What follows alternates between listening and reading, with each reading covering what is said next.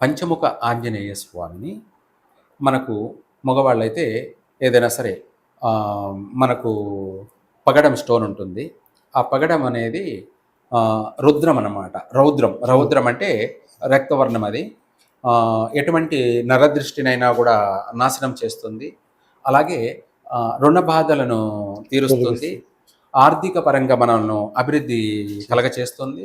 దాంతోపాటు ఆరోగ్యంగా కూడా మనల్ని దానికే కుజుడు ఇందాక మనం చెప్పుకున్నది. ఓం కుజ అరిష్టేతు సంప్రాప్తే కుజ పూజాంచ కారయేతు కుజ ధ్యానం ప్రవక్ష్యామి మమ రుణ రోగ పీడోపశాంతి. అంటే ఆర్థిక ఇబ్బందులు ఉండకూడదు, అప్పుల బాధలు ఉండకూడదు, ఆర్థిక పరంగా నేను బాగా అభివృద్ధి చెందాలి అంటే బాగుపడాలి, అలాగే దాంతోపాటు ఆరోగ్యంగా కూడా నేను బాగుండాలి. ఈ రెండు ఈ ప్రపంచంలో అందరికీ అవసరం.